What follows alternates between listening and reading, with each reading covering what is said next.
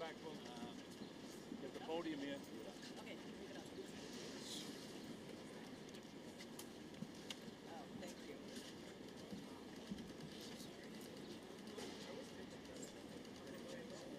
Are we ready? No, but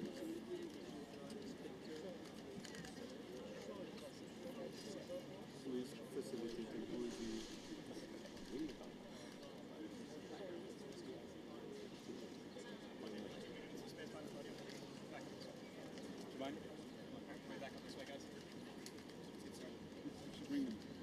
Yeah, let's come on surround the you should be next to the man.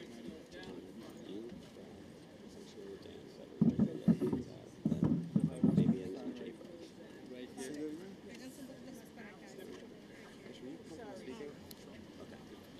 Kevin, just give me this. Sure. Kevin, let him stand next to Giovanni. I know. Just give me 1 second. I'm sorry.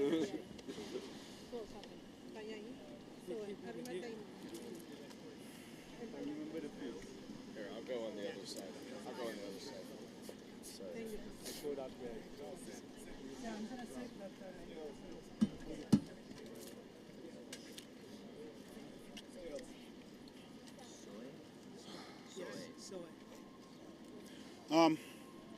Kevin, everybody ready? Okay. I'm gonna try not to get a lotion because I have a little girl, so My name's Soe.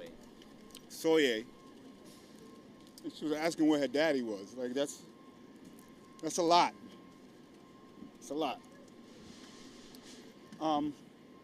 So we saw a lot today, including this family that was upstairs. And we left them, and apparently she was waiting for her husband, not knowing what happened to her husband. And her daughter's asking where's daddy. He was detained. He was arrested. So that's a lot to bear, particularly if you have a little girl around that age. So we want to make sure we remember the humanity of what's happening. We want to make sure things happen transparently. So I'm thankful to the press, all the press who are here, trying to make sure we bear witness. I also saw my first family was with a mom and her daughter who was 4. And the reason that they were there was for the daughter who was 4, not the mom. So it's possible that the 4-year-old daughter would be taken and the mom would be left. That's what's happening. We also saw, and I know Brad will be able to speak to this, that before what was happening was judges were dismissing cases and people being detained. What I saw in the courtroom were judges giving people 6 months. The judge asked, and there was translators, would you like some more time to find an attorney? Because they were there without an attorney. Multiple people said yes. And the judge said, wait for some instructions so you can get your 6 months to find an attorney. Several of those people were abducted by ICE as soon as they were taken out of the courtroom. Literally taken out of the courtroom after they were told after they were told that they have 6 months to find an attorney. That's what's happening in this courtroom in New York City in the United States of America. I'm thankful everyone is here. I'm thankful for New Sanctuary Coalition for bringing us together and making sure that we're bearing witness, which is one of the things that we can do. But I believe there's violations of so many things that are happening in this space. In that space, we start off at 290 Broadway, the juvenile part. We come over here to 26 Federal Plaza. The first abduction was really much rougher than it needed to be because no one was resisting. The fact that they have now increased their budget, was it 5,000%? 500%. Everyone should be terrified about what's happening in that courtroom, and everyone should be doing everything they can to stop it, to bear witness. This little girl probably doesn't even know what's happened to her father yet. We have someone who's waiting for her partner, not even knowing they're detained. These are human beings. And one of the back and forth with one of the ICE agents, I remember saying, as Brad and I were talking to him, what if this was my family, your family? He said, it's not. And that to me said exactly what is happening. People are devoid of humanity, are devoid of compassion. These folks are just numbers that are attached to dollar signs, and that's what's driving this. Money, not safety.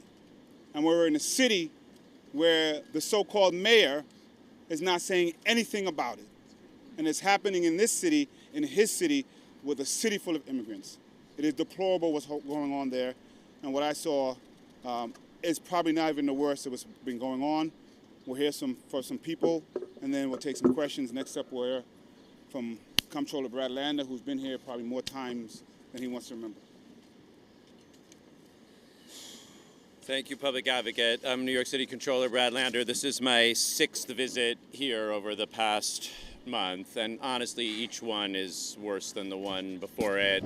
I'm grateful to be here today with the Public Advocate, with Congressmember Dan Goldman, with Episcopal Bishop Matthew Hyde, who you'll hear from in a few minutes, with Father Fabian Arias, who was just hero to families today. Thank you, Father Arias, with New Sanctuary Coalition, with some remarkable lawyers from The Door, with Jews for Racial and Economic Justice, with Reverend Chloe Breyer and Rabbi Bara Elman, and a lot of people who have been coming out day after day after day. And I really would encourage more elected officials and more faith leaders and more New Yorkers of every single stripe to come out and bear witness to what is happening in these buildings. This is an emergency for our democracy. I know there's a lot of dark things going on around the country, but this is where we are stepping every day toward being an authoritarian regime. I'm going to underline what Jumani said. I mean, to me, these buildings have essentially ceased to be courthouses. They are not places where judges are having hearings that are a meaningful part of the rule of law. These buildings are essentially abduction traps. People are coming here expecting a hearing, and they go in the courtroom, and the judge listens, and in several cases that we saw, the judge says, I'll give you another 6 months to get a lawyer, or I'll assign you a next date in your asylum application. But irrespective of what is going on inside the courtroom, people are on a list, and as soon as they leave the courtroom, they are abducted by masked federal agents, many of them not wearing uniforms or badges, with, let's be clear, no legal basis for their abduction. And I really think what Jumani said is important to underline. Before last week, all the cases that I had seen were cases where a DHS lawyer had moved for a case to be dismissed, for therefore a person to be stripped of status, and, under some legal argument, rendered subject to expedited removal. I don't like any of that. I don't think it'll stand up in federal court, but at least I understand it as an argument. But there's no possible legal basis for what is happening here. The warrants they're carrying can't possibly represent what happened in the courtroom. They don't even know when those warrants are printed. They have no idea whether they will bring the people back for their hearing dates. They don't care whether the judge granted them a hearing on their asylum case. They don't care whether they were assigned a lawyer. They don't care that their families have the exact same status and issues that they have. There's no difference between Sohe's dad and Sohe's mom in their credible fear in their asylum application. Sohe, will you? I want to show you the picture that Sohe drew.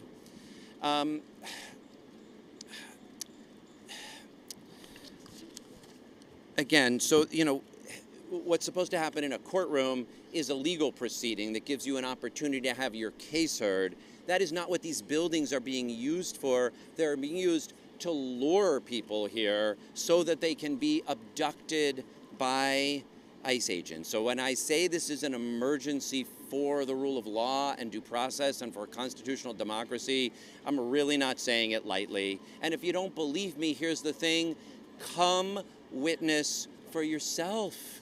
You don't have to be an elected official. You don't have to be a clergy member. You have a right to come sit in these courtrooms and watch what is being done in the name of your democracy. It is an emergency, and I really hope that more people will come bear witness. We saw a lot of people picked up today. One of them was a young man named Balthazar. Now, I think Balthazar, Father, is a Christian angel. Like, I'm not so familiar with this tradition, but I understand at least that Balthazar is an angel. And I tried to say that to the ICE agents, like, that's an angel you're abducting without due process. You know, and you heard about Zoe's father, and we saw a whole bunch of other people. I will tell you two more hopeful stories before I bring up the Congress member and then the bishop. I started this morning coming for a check-in for a young man named Yassir, and we'll post some pictures of him later, but I'll try to show you his picture. Yassir is from Sudan. He's Zagawa. That's a group of people in Sudan who face just brutal repression by the RSF. And when he was 19, he was kidnapped, and he managed to escape, and he made his way here. And his mom and his uncle were killed by the RSF, and he had a check-in this morning. And I just want to give a big shout out to Beth Baltimore and the legal team at the door, because he came in and saw them, and they helped him file and process his SIJ application, his Special Immigrant Juvenile Status application. And so we were so worried because his deportation to Sudan would be certain death. And I'm happy to say that he was able to have his check-in this morning and walk out of this building and go back to where he is living in New York City. You could clap for that. Like, I know not them, you know, whatever. It's what we're fighting for is for families like Zoe's and families like Yassir's to be able to escape the fear of persecution, the certain death if they're deported. And of course, they're already becoming New Yorkers. So I asked Yassir what he thought of July 4th. And he's like, well, the fireworks are great. I'm not sure if I understand the hot dogs. And he shared with me a little bit about what Zagawa food is like, and they have like some stuffed animal that I don't quite understand, but he promised to let me taste, to serve me. And like, that's how New York becomes New York, is when people come here with that statue in the harbor offering people like Yassir some pathway to safety. And it's just worth remembering, like, what we're standing up here for are the best traditions of New York City, the best traditions of this country. That's what we were celebrating on the 4th of July. That's what's in that document, the Declaration of Independence. When we fight for this democracy and for these families and try to insist on the rule of law and call out an emergency, we are acting in the most patriotic traditions that there are, a country that won its freedom by standing up to kings and tyrants. And we are going to keep doing that as long as it takes to prevail. The last story I'll tell, you know, I'm mostly because I really want the journalist to run it down, but for the last case we had, or that we witnessed, we walked up to the 14th floor here, and there were at least a dozen ICE agents lining both sides of the hallway, waiting outside a courtroom in a mustering that we recognize, those of us who have been in the building a lot, waiting to take someone from the courtroom that they were outside and we were outside. And so I went into the courtroom, and there was no one there. And it seems like because the computers are down in the building, the judge had dismissed those cases earlier to be recalendared, and whoever it was must have just left before all those ICE agents mustered. I like imagining that maybe they had Houdini-like powers, but that's somebody who's back with their family, back in their neighborhood, not being abducted, not in ICE detention. We're going to keep showing up and standing up and demanding the rule of law and calling attention to this emergency. And I'm so grateful that we're doing it with a remarkable growing group of elected officials and religious leaders. And one of them is the Congress member for this very district, Congressmember Dan Goldman. Thank you very much to the Comptroller, to the Public Advocate, to all of the faith-based leaders here. I know that Jumani and Brad have been regularly observing these proceedings. I, too, have been observing them in both buildings. I want to underscore a couple of things that are new, that are very important to recognize. First, last Thursday, the Republicans rammed through a horrific bill that will take health care, food assistance, school loans away from everyday Americans in order to pay for not only tax cuts for the billionaires, but to increase the budget for ICE to $175 billion. And that includes bonuses for every ICE agent that is waiting there to yank someone from court of an average of $40,000 a year. We saw yesterday that this Department of Homeland Security and ICE are being militarized now with the National Guard in Los Angeles.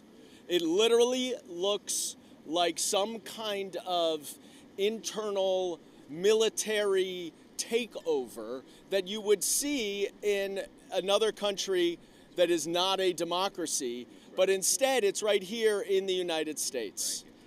And here, what we are seeing that's different is, as Brad put it, I think very well, for a while, this new policy was very deceitful, very deceptive. Essentially, the government, the Department of Homeland Security, was trying to dismiss cases that already existed for people's removal process in order for them not to have status here as a lawful immigrant, law-abiding immigrant pursuing asylum, which is a lawful pathway to come into this country. It is a legal pathway to come into the United States. And so without that status, then they arrested them and put them in expedited removal. There are many issues with that, as Brad pointed out. But they're not even pretending to do that anymore. They are now literally arresting people who are coming to court, who are following the law, who are doing things the right way. These are the exact opposite of convicted criminals and worse of the worst that Donald Trump said he was going to deport. These are people doing it the right way, like 40% of New York City. 40% of New York City are immigrants. And what I want to focus on now is what happens after these folks are yanked from their courthouses illegally, unlawfully, and put in detention. Because over the past couple of weeks, I've spoken now to 2 people who have been in the 10th floor detention center. One was wrongly arrested. At least they acknowledged that he was wrongly arrested, and after an hour or so, he was removed, or he was let go, rather. But his story of what he learned when he was in there is frightening. There are 100 people in cramped holding cells, very little access to food and water, no beds, no showers, one toilet shared among 20 or 30 or even more with very little privacy, no change of clothes. It absolutely reeks inside, and nobody is being told why they are there. He said there were people who had stayed there for as long as 2 weeks. 2 weeks in those conditions.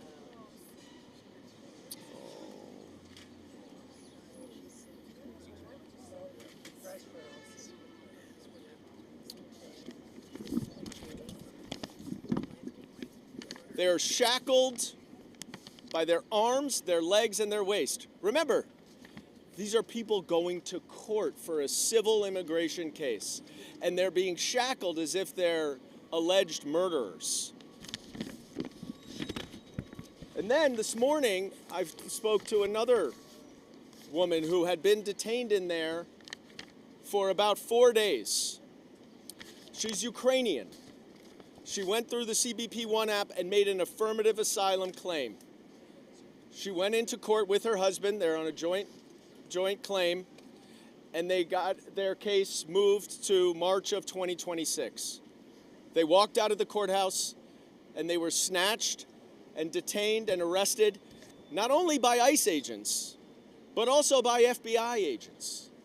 Yes, the law enforcement agents charged with investigating and prosecuting violent crimes, counterintelligence, keeping our homeland secure, are now being taken off of those cases so that they can join with a dozen or so ICE agents to arrest nonviolent, non-criminal, law-abiding immigrants trying to come into this country.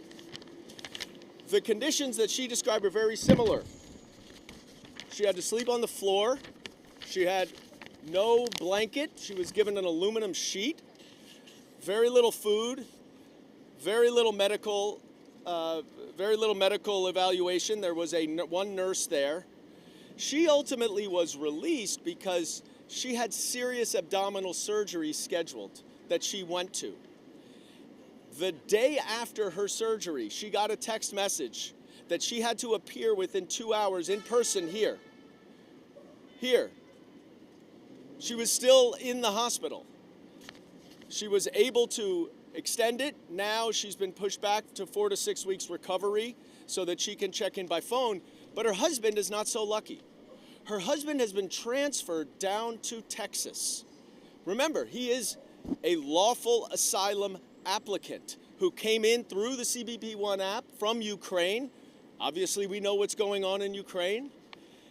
And has a court case. So what we're talking about here is not just these draconian measures, not just this military state, not just these secret police abducting non-criminal, non-violent immigrants, trying to do things the right way. We are talking about illegal deportations, a whole nother level of illegality, illegal deportations. Alexander sits in Texas right now, having no idea whether he's going to be deported, but he's in line for expedited removal, even though that would be patently illegal. So this is about who we are as a country. Yes, we are a country founded by immigrants. We all have an immigrant story from our descendants. That's what makes this country and this city especially so unique. And what also makes this country unique is that we have the rule of law. We are in a democracy where due process is required. And I don't care whether Donald Trump or Kristi Noem don't like our immigration laws. They don't get to decide whether or not to abide by them. They are responsible. They take an oath to abide by our laws. And if you don't like asylum laws, then come talk to the Democrats, because we'd be happy to work on asylum reform with you, as we had done a year ago in a bipartisan immigration reform bill. But do not go treating people subhumanly, treating immigrants simply because they are not born here as if they are second class, as if they are not human. That is not what this country's about. That is why we are here. And the last thing I will just say is I have tried several times to get into that office. As a member of Congress, I not only have a constitutional obligation, but I have a statutory right to go and conduct oversight over any Homeland Security facility that is being used to detain or otherwise house immigrants. If people staying on the 10th floor of this building for 2 weeks does not count as being detained or housed, then clearly we don't live in the United States of America. They are illegally obstructing my ability to conduct oversight, and the reason why I want to conduct oversight is exactly because of these stories. They are hiding the terrible, terrible conditions that exist there, and they are hiding the terrible, terrible treatment of people who are trying to do things the right way. It is unacceptable, and we will continue to fight until this stops, until we regain who we are as a country, who we are as people, and until this administration follows the law. Thank you. Thank you very much.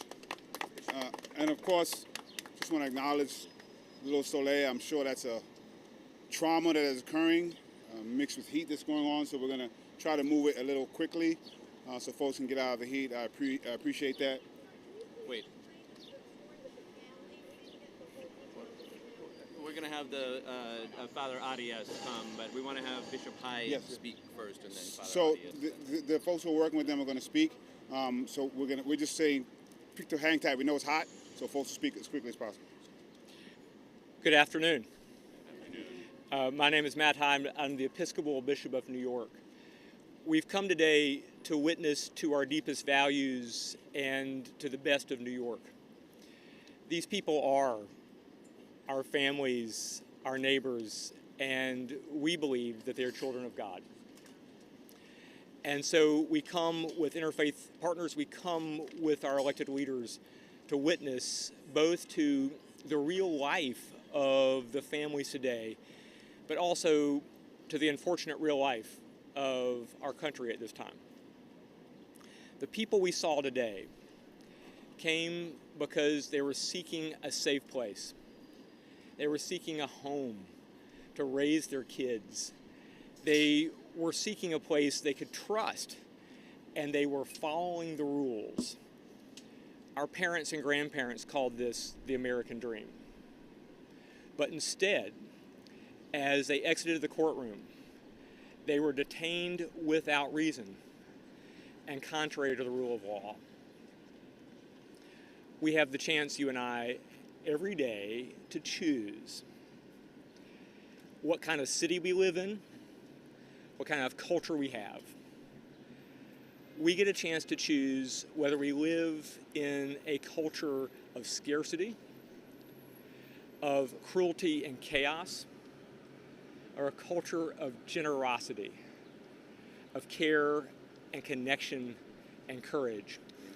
Every day, in every neighborhood of New York, community institutions, faith institutions make a choice towards generosity and care.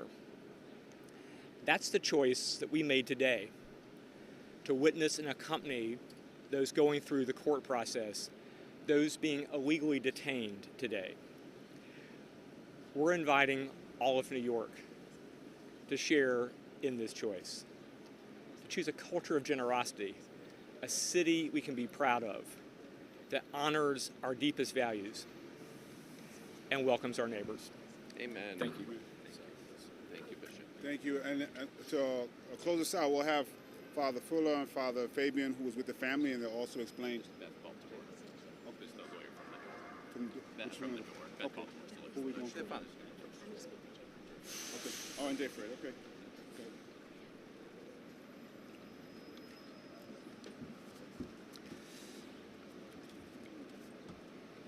Gracias a todos los que estuvieron hoy acompañando, gracias a todos los representantes, gracias al congresista, gracias a los compañeros, a todos los compañeros y colegas en este trabajo de la fe, en este trabajo de acompañar y de poder caminar en la esperanza, sobre todo en momentos tan difíciles en los que estamos.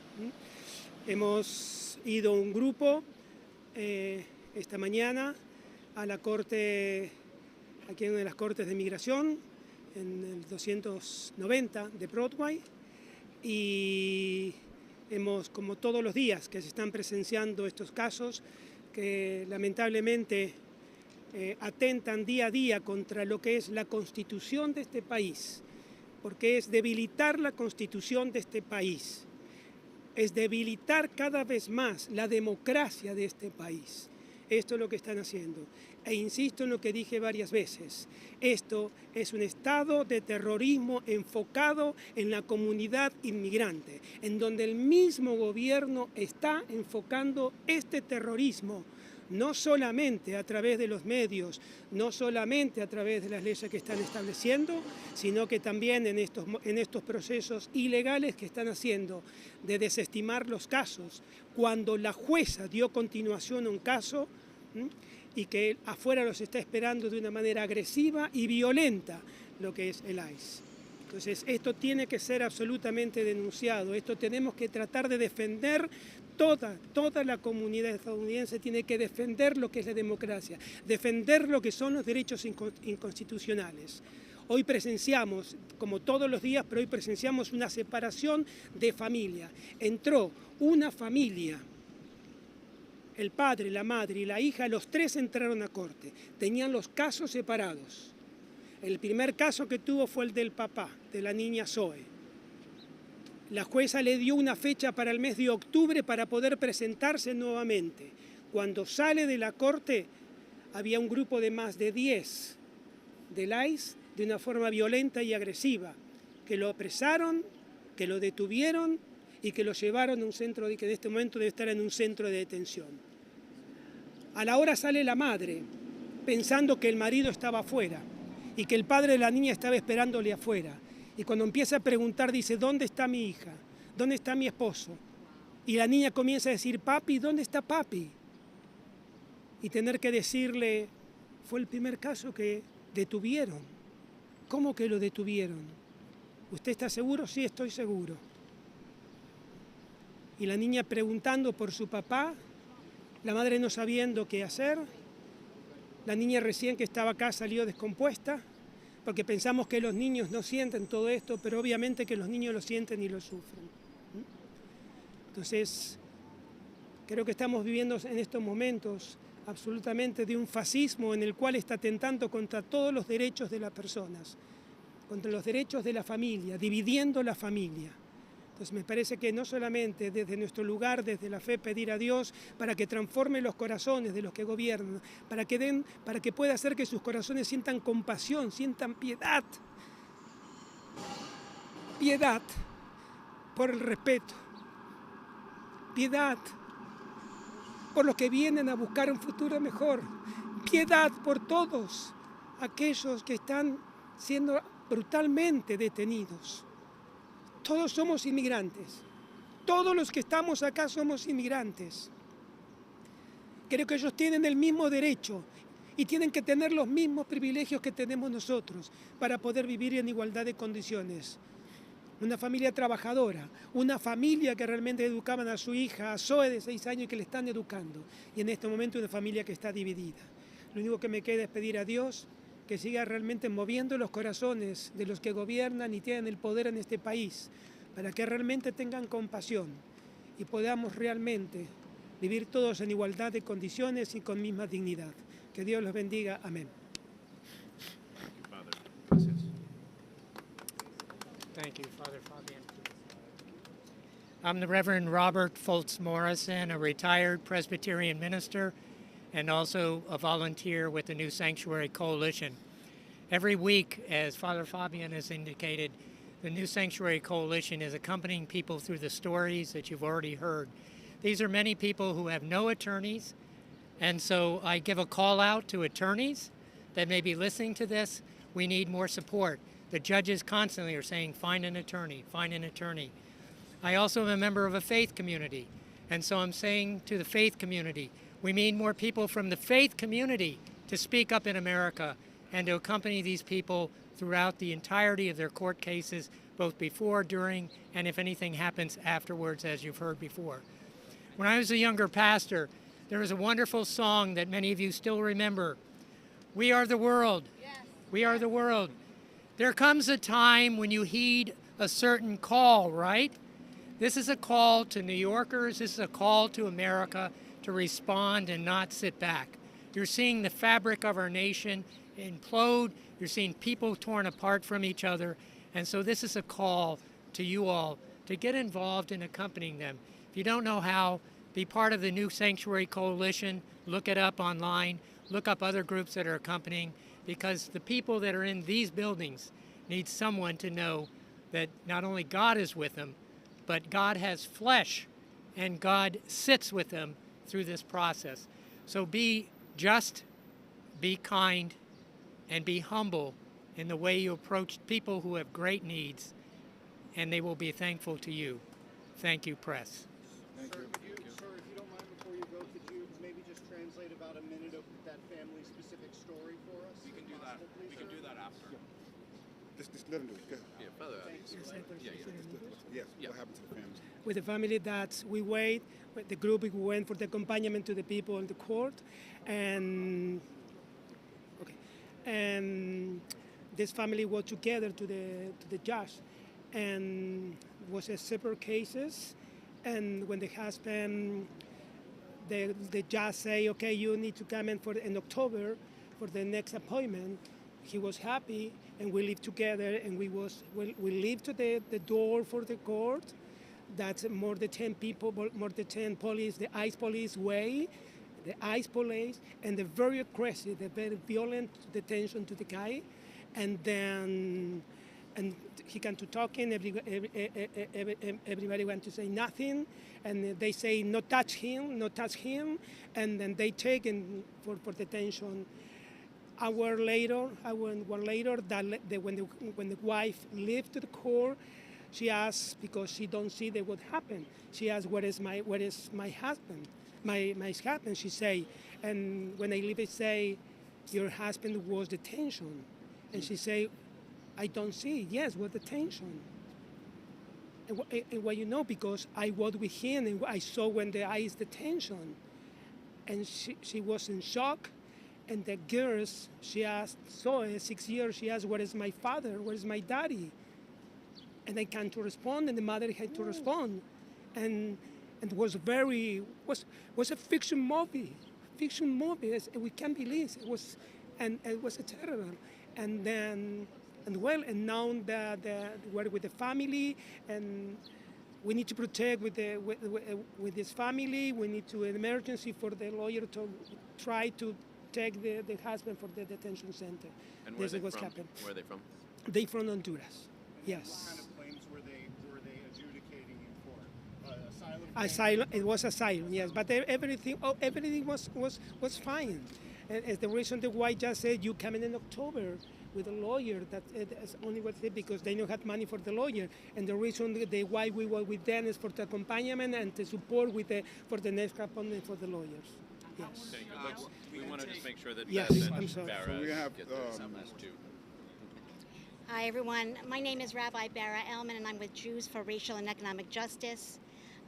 Like New Sanctuary Coalition, JFREJ is bringing people for Court Watch daily, assembling groups of people to come. It's part of what JFREJ has always done, working with grassroots organizations, because we know that the safety of everyone is what ensures our own safety. And that if other people are not safe, then we aren't safe.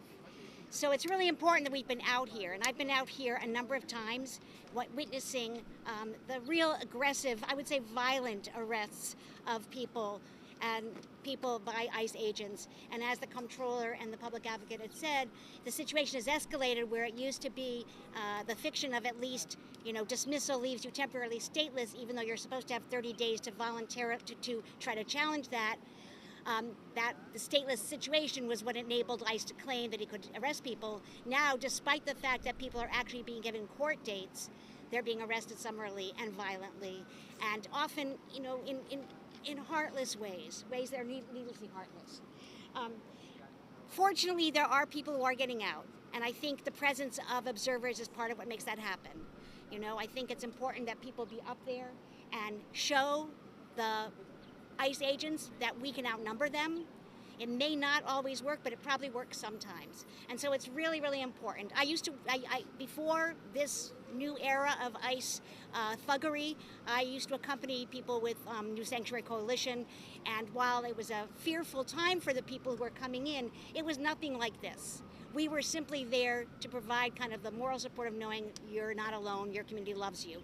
Now our job is to truly protect people. Escort them out if they can, and do that. So please, if you haven't yet tried to come and do this, do it. People will train you. It is so important. Thank you.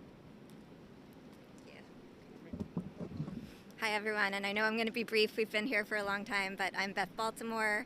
I'm an attorney with The Door, and I'm also a member of Jews for Racial and Economic Justice. And like Brad talked about earlier, I spent the morning in court with him and our client Yasser, who we were very afraid that he was going to be detained and possibly deported to Sudan. So we're working in a racist system, we're working in a fascist system, and as lawyers, we needed to do more and do everything we can to help protect our clients and so many other people who are facing everything that's happening today, everything you've heard about. So we need more than the law. We need more than is happening on the ground. We need electeds like Brad who can come and protect people. We need to pass New York for All. And at the door, we work with young people. We're a comprehensive youth organization, so we're working with people who are all primarily under 21, ages 12 to 24, many of whom are coming to court on their own, trying to represent themselves and being detained and disappeared. We don't have enough lawyers who are trained in working with young people, and as you've heard, it's not something that people are able to do without a greater community working with them and working along their side. So thank you everyone for being here, and echo that we need more support, better electeds, changing the laws, and more to protect our neighbors. One small point on this, it's wonderful that the governor and the state legislature allocated $50 million and that the city council got into the budget about another $50 million as well for attorneys. We need to see that money get out on the ground and hiring more lawyers in these buildings immediately. That can't be a process that takes months and months and RFPs and contracting. There's emergency procurement. This is an emergency to both the state and the city. Get the money for the lawyers out in these buildings immediately. Thank you. So, I forgot to mention our story. We were here yesterday with a family as well. They didn't want any media. Thankfully, that family's father came out. Unfortunately, he has opted to self-deport, and we were still worried if he came and said that they would still might take him, and they didn't. I also want to mention, I want you to imagine the relief in some of these folks' face when they go to court and they say they're given another date 6 months from now to find an attorney. You can see the relief on their face to the shock and fear when they step out and there are ICE agents waiting. I saw one person crumble to the ground. It is a very horrific experience to watch. I can't even imagine what's happening when you're experiencing it. To underscore what the Congressman said, at best, by the way, at best being here illegally is a civil violation. It's not a criminal one. I want people to remember that. And people are seeking asylum the legal way, to be shackled by your waist and your wrists with another 100 folks not getting food and water in the way you're supposed to is completely deplorable. And lastly, reiterate, people who are sitting on their couches, who are watching, who think about what would they have done if this was history that they read about. This is not history. It is actually happening here. We're not exaggerating. And one of the things that you can do is come out and witness it for yourself, see what's going on to help save the democracy, our country, and human beings and families, and to clergy. We need you as well. This is a moment of faith. These are your congregants. These are your neighbors. Please step out. One of the things that we all have the power to do is bear witness. And happy to answer questions if folks may.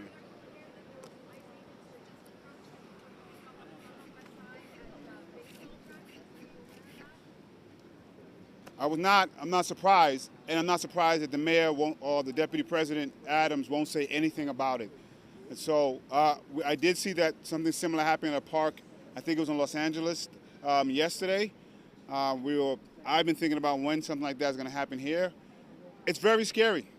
And I will say, I'm not an attorney, so I don't want to tell people what to do, but I know coming here, it's a setup, it's a trap.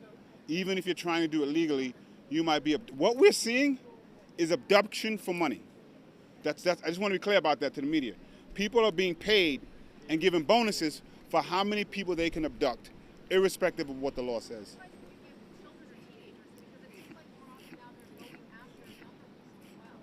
So again, I'm not an attorney. My team and teams are actually trying to figure out trainings that we can put together, working with New Sanctuary and people like The Door, so we can put out messaging for folks. We know it is a very scary time. There are places like Little Haiti where people aren't coming out anymore because they're fearful. The one thing I would say is don't spread information if you haven't confirmed it, because we've seen that causes some hysteria at times. So we want to always make sure we're confirming, and we have an attorney, I'm sure, will be happy to speak on it. Yeah, and just to the question about what people should do, they're coming here, they're being detained and disappeared. If people don't come to court, they're going to leave with a removal order. And that means that they're going to be targeted at their home. It will be easier for ICE to deport them with that removal order. So people are really in a difficult place. And I think it's really important that people talk to trusted advocates. There's a lot of people also taking advantage of immigrants in our city, young people in our city, and we need to just make sure people are connected with trusted advocates. And I want to.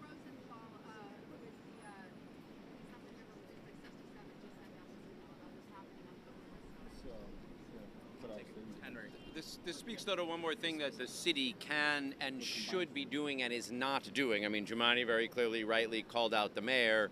But let's be clear, what the city ought to be doing is in our schools and in our shelters and in our public hospitals, helping people get the information that they need to connect with legal counsel. Like, it's great to have this money that is available for lawyers. And plenty of people are finding the door and finding Immigrant ARC, but plenty are not. And so many of these families are in our schools.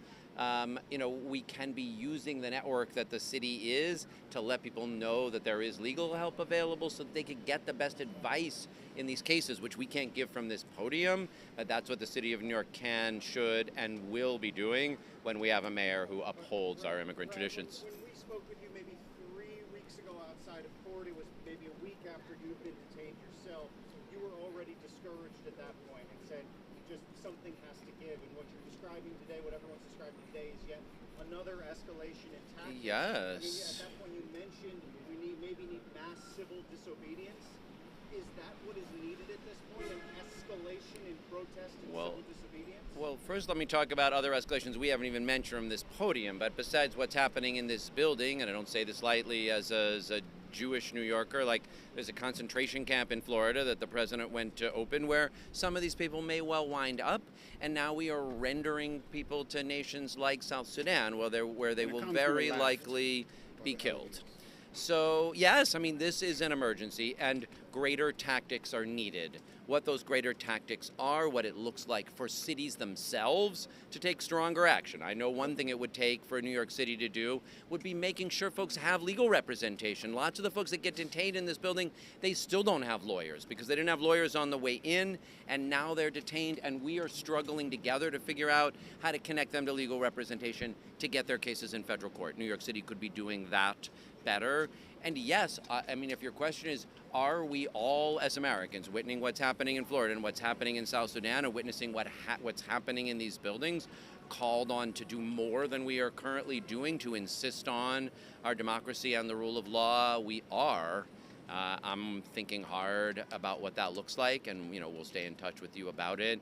We don't have any easy answers because we've got to do it in a way that is nonviolent, that de-escalates, but that is insistent on the rule of law. So for today, what we're saying is we need more people in these buildings. New Yorkers, faith leaders, elected officials, come on down. Let's get to the point where they can't handle the number of friends of the court that are sitting in these court buildings insisting on the rule of law. Again, with the organizations that organize it, ask people to make sure that we do no harm, that we make sure we don't interfere with anybody's case in a way that could give them a more additional problem than they would otherwise have. But collectively as a society, more is needed. It's an update on Little Soleil. They told us she's doing well. I think the ambulance came out of abundance of caution, so we're happy about that. I do want, from what he said about the alligator, Alcatraz, there was a governor laughing at the thought of people being eaten by alligators and snakes. So that's the type of cruelty we're up against. But thank you, everybody. Appreciate it. Stay cool. Thank you. Yeah, thank you for being here.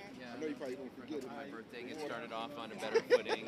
Thank you for shepherding us inside there. Really appreciate it. We got a lot of stuff on our minds. Yeah. My wife and I sometimes said, all that revenue, is taxpayer. I went tried to go